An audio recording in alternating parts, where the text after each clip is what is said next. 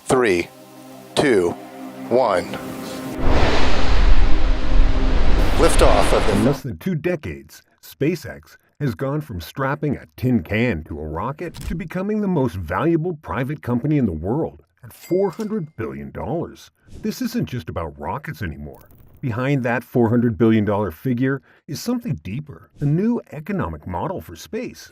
One where reusable boosters, satellite broadband, and secondary share sales quietly reshape what it is meant to be a tech company. SpaceX didn't get here through an IPO. It didn't need Wall Street's permission. It built a parallel economy in orbit. Today, we unpack how SpaceX reached this milestone, what that valuation really says, and what it means for the future of private space, and for every company that thinks it's changing the world. Before we dive into how this rocket works, consider subscribing to Project Aerospace. If you love deep dives into space tech, you're in the right place.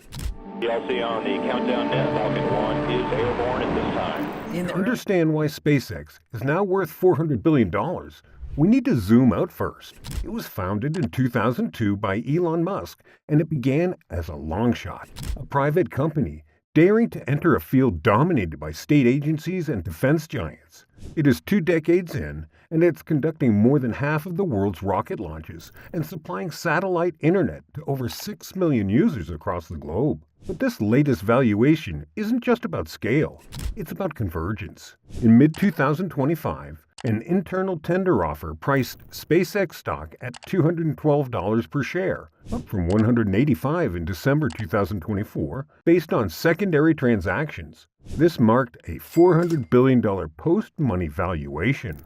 That private transaction didn't just move the number, it repositioned SpaceX above every other private startup on Earth, higher than ByteDance, higher than OpenAI, higher than Ant Group. And if you're asking what changed, there were 3 things I would tell you. First, Starlink became a revenue machine.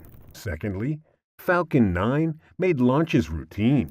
And lastly, tender offers gave early investors and employees the ability to cash out without the company ever going public. This is a case study in how capital, hardware, and vision, when tightly integrated, can turn space into a functioning business. Now let's talk about the number. Just like I said earlier, SpaceX conducted a private tender offer, a share buyback event that allowed employees and early investors to sell their shares at a fixed price. That price was $212 per share, and the result is a post-money valuation of roughly $400 billion. Unlike a public company, SpaceX doesn't trade on the open market. Its valuation comes from private secondary transactions, internal sales that reveal how investors price the company based on performance, traction, and expectations. The last tender offer in December 2024 priced shares at $185 and pegged the company at $350 billion. This new sale marks a 14.6% increase in just 6 months. But more importantly, it places SpaceX in a league of its own. For context, ByteDance, the parent company of TikTok, is valued between $220 and $300 billion. OpenAI is close to $300 billion. Ant Group is around $150 billion. No other private company has crossed the $400 billion threshold, not even close. So what's fueling that value? In 2025 alone, SpaceX is expected to generate over $15 billion in revenue, with more than half of that coming from Starlink, its satellite broadband network. Starlink generated $2.7 billion in revenue in 2023 and is projected to exceed $11.8 billion by the end of 2025. In other words, the Internet from Space model is no longer a bet, it's a cash engine. Combine that with launch dominance, where Falcon 9 alone performs over half of global orbital flights, and the company now owns both the road and the toll booth to space. But here's the key. SpaceX has over $3 billion in cash reserves. It doesn't need to raise outside capital. It's not going public. It funds growth with its own earnings, while using these tender offers to give insiders liquidity. This is what makes SpaceX different. It's a private company behaving like a sovereign aerospace entity, controlling its own orbit, its own capital, and increasingly, its own rules. So how exactly does SpaceX build a $400 billion valuation? It starts with hardware, reusable, scalable, industrial-grade rocket hardware. At the center of it is the Falcon 9. The Falcon 9 isn't just a launch vehicle, it's a business model. It's flown over 300 missions, many of them reusing the same boosters up to 20 times. That reusability cuts launch costs to as low as $2,500 per kilogram, far below traditional aerospace providers like ULA and Ariane Group. SpaceX now conducts over half of the world's rocket launches, and they aren't all SpaceX missions. NASA, commercial satellites, military payloads, and even rival companies are using Falcon 9. If you want something in orbit, chances are you're flying with Musk. But Falcon 9 is just the workhorse. The real leap is Starship. Starship is the largest and most powerful rocket ever built. 33 Raptor engines and 9 million kilograms of thrust. A fully reusable upper and lower stage system designed to send humans and cargo not just into orbit, but to the moon, Mars, and beyond. Starship isn't just about scale. It's about throughput. Imagine launching 100 tons of cargo per mission every few days at a cost that rivals ocean freight. But rockets are only half the story. The real moneymaker right now is Starlink, SpaceX's satellite internet network. With over 6 billion users globally, Starlink provides high-speed broadband to areas that traditional telecoms can't reach. Deserts, oceans, war zones, and mountain villages. Each Starlink satellite orbits just 550 kilometers above Earth. That low altitude means faster latency and easier deorbiting. But it also requires thousands of satellites for full coverage. As of 2025, SpaceX has launched over 6,000 satellites, with plans for tens of thousands more under Starlink Gen 2. And they're doing it fast, thanks to in-house production, vertically integrated logistics, and weekly launches that can deploy 60 satellites at a time. Of course, scale raises environmental concerns, including visibility and interference with astronomical research. In response, SpaceX introduced VisorSat, a hardware visor that blocks sunlight from reflecting off the satellite's bright antennas. They also adjust flight angles to reduce ground visibility during orbit raising. And despite the size, the system is getting smarter. Phased array antennas, inter-satellite laser links, and adaptive routing makes Starlink more resilient than most ground-based internet systems. Bottom line is, while other companies make rockets, SpaceX builds infrastructure, industrial, orbital, data-moving infrastructure, and they do it at a pace and cost that no one else can match. Another question that you may be asking is, why now? Why build the most ambitious space infrastructure in human history in the middle of a chaotic decade? Well, the answer is simple. The window is open, and SpaceX is moving through it at full throttle. First, launch costs are collapsing. A few decades ago, sending 1 kilogram into orbit cost over $20,000. SpaceX's reusable boosters have slashed that to under $3,000, and with Starship, they aim to drop it below $100. That kind of price drop doesn't just open space to governments and billionaires, it creates entirely new markets.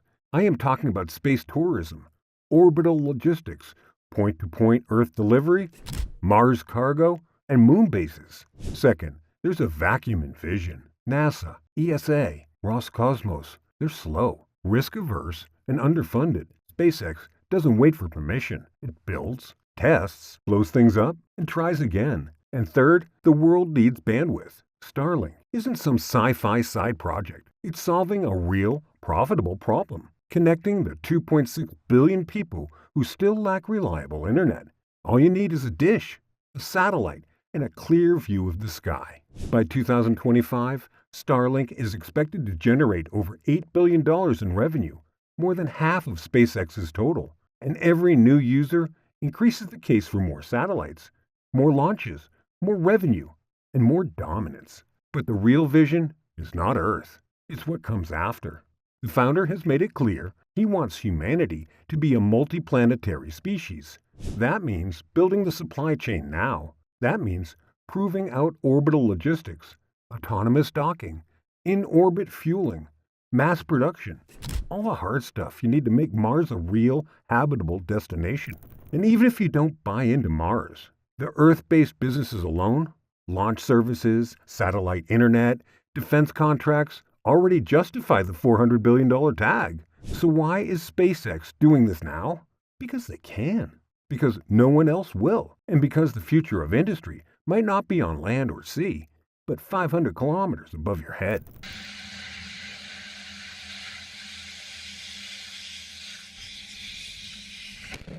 For all the success and swagger, SpaceX hasn't exactly coasted to that $400 billion valuation.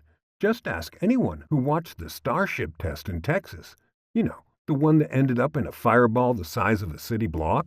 Starship is the most ambitious rocket ever attempted, fully reusable, 120 meters tall, designed to carry humans to Mars. But it's also a beast to build, and an even harder one to control. The June 2025 test was a massive explosion on the orbital pad. Millions watched it live. Critics called it reckless. But for SpaceX, it was just another data point. Failure has always been baked into their model. Rapid iteration, aggressive timelines, and public tests. It's messy, but it works. Starlink, too, has faced heat, literally and figuratively. Early satellites were too bright, sparking outrage from astronomers worried about space pollution and ruined night skies. SpaceX responded by adding sun visors, redesigning orbital paths, and coordinating with observatories like Vera C. Rubin. Then there's the FCC drama, regulatory red tape in India, spectrum battles in Europe when you try to beam internet from orbit, and governments notice. And let's not forget competition. Amazon's Project Kuiper is on the horizon, China's state-backed constellations are coming, and ground-based ISPs aren't going down without a fight. Even Musk himself is a risk factor. His political feuds, like the ongoing spat with President Trump, bring headlines that sometimes overshadow engineering breakthroughs. But despite the setbacks, despite the scrutiny, SpaceX keeps pushing. Because that's the point. The company is built to absorb failure, iterate, and try again, faster than anyone else. That's how you get from a garage in El Segundo to a valuation bigger than Lockheed Martin, Boeing, and most of the tech sector combined. So what happens when you're a $400 billion company with your own rockets, your own internet, your own moon program, and you still haven't gone public? Well, you keep building. In the near term, all eyes are on Starship. SpaceX plans to increase flight cadence, aiming for orbital launch every few weeks. If the system becomes operational, it won't just change how we reach orbit, it'll rewrite what's possible on Earth and beyond. But it's not all rockets and red planet dreams. Starlink is expanding aggressively with new laser-linked satellites, maritime and aviation coverage, and plans for direct-to-cell phone service in partnership with major telecoms. The goal is to make connectivity as borderless as space itself. Then there's Starshield, the defense-focused arm of SpaceX. While details are classified, it's rumored to handle encrypted communications, battlefield logistics, and national security payloads for U.S. allies. And with over $3 billion in cash on hand, SpaceX doesn't need Wall Street's blessing to keep going. Every dollar earned through launches or internet subscriptions gets reinvested into R&D. No quarterly earnings calls, no shareholder pressure, just relentless iteration. Elon Musk has teased a possible IPO for Starlink alone, maybe as early as 2026. But even if that happens, SpaceX itself will likely remain private. For Musk, control equals velocity. And velocity is everything when your goal is interplanetary civilization. From a rented warehouse in El Segundo to a $400 billion valuation, SpaceX didn't just change aerospace. It changed what private companies are allowed to dream. It proved you could launch cargo cheaper than NASA, land rockets in the ocean, deliver internet from space, and still make billions, all without ever going public. In less than 2 decades, SpaceX went from Elon's side project to the beating heart of modern space infrastructure. It powers the ISS, carries U.S. astronauts, connects remote villages, and builds systems for national defense. It isn't just another aerospace contractor. It's a blueprint for 21st century innovation. And as rivals scramble to catch up, SpaceX is already planning its next leap. Because when you build rockets that land themselves, internet constellations that span continents, and an engineering culture that sees explosions as progress, you don't stop at $400 billion. You aim for the stars. If you're into deep dives like this, where space tech meets hard numbers and hype meets hardware, hit subscribe. We got plenty more on the way. Because space isn't science fiction anymore. It's infrastructure, and SpaceX is laying the foundation.